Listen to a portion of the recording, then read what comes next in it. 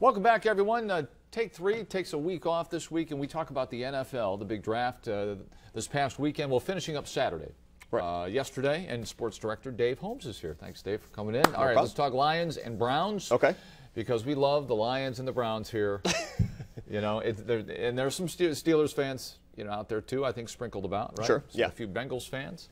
But Lions, Browns. Let's talk Browns first. Okay. All right. They went defense, at least in round one. Tell us about it. Yeah, Barkevious Mingo, he's a defensive end from LSU. He's kind of tall and lanky for being a defensive end, so he's not that great against the rush. But they brought in a new defensive coordinator this year, Ray Horton. Used to play for the Cardinals. He's really big on just downhill attack the quarterback, and he's very good at that. He's going to stand up on the outside. He's not going to get down in a stance. He's going to be the outside backer in a 3-4 defense, which means 3 linemen, 4 linebackers. They think he can get to the quarterback. They just brought in Paul Kruger, the free agent from the Ravens.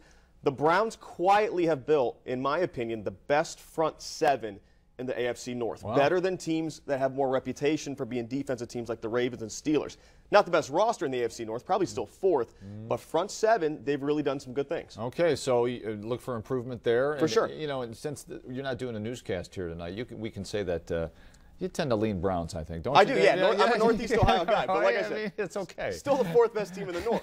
I'm not getting on the Homer bandwagon. I'm saying front 7, they're talented. All right, and I lean the other way. I lean up toward Detroit, the Lions. So they went for another pass rusher. Yeah. Huh?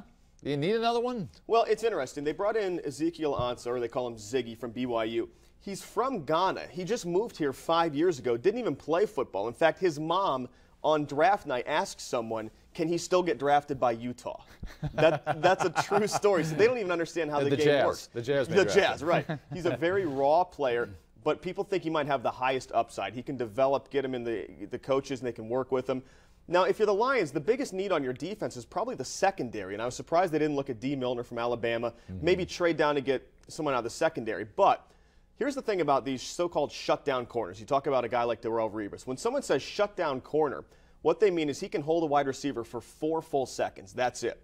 So if you don't have the corner, the other philosophy is don't give the quarterback 4 full seconds. And that's what the Lions think they can do. Get to him before you break down. Exactly. Right? And Ndamukong Suh taking up double teams up the middle. You bring in Ziggy Ansah, and they think that he can disrupt the passer, and it makes your defensive backs look that much better. Well, the secondary, I know we're talking inside football in this We're case. talking shop talk. This is a lot of shop talk for Conklin and Company. It really is.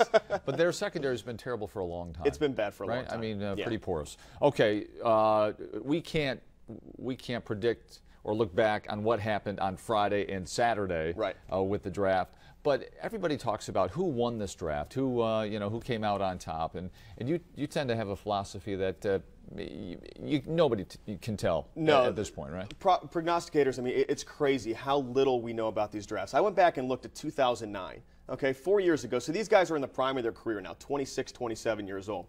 In 2009, in the first round, there were only 6 players who have even made a Pro Bowl at this point. Not one of them drafted in the top 8. So when you project these things out, you see guys like Tom Brady who goes in round 6, Russell Wilson set the league on fire last year, round 3. That's how it happens. I mean, it's really tough to project from one year to the next. And even look at the Steelers, who I think got the best player in the first round, Jarvis Jones, for his value. He was the #1 ranked player by every expert all season. He ran a slightly slow 40 time, and suddenly people let him slide to number 17. Well, when you're a linebacker, you only run in 6 to 8 yard spurts anyway. How important is a 40-yard dash? We'll find out. So all of this over-analyzing, I think sometimes listen to you. They overdo it. Mel Kiper has nothing on you.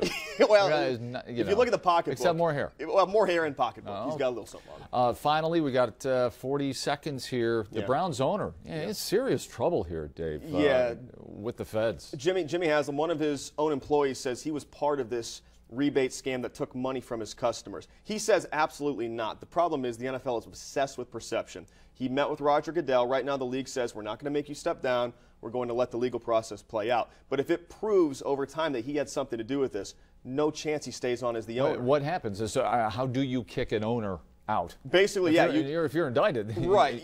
The league technically could take over the team. I mean, kind of like David Stern did with the Hornets in the NBA. So they could take it over, force the sale. Bottom line is they will not let him keep the team if he's proven guilty. But at this point, letting the process play out. And it's going to be interesting to watch that play out as well. For sure. And the Browns and the Lions on the field come come late summer and early September. Thanks, Dave. Thank you. Appreciate it very much. Thanks to all our guests. Taylor Dungeon from The Blade, Dean Sparks, Lucas County Children's Services award-winning sports director here at 13 ABC, Dave Holmes. Make it a great Sunday, everybody. We'll see you next week on Conklin & Company.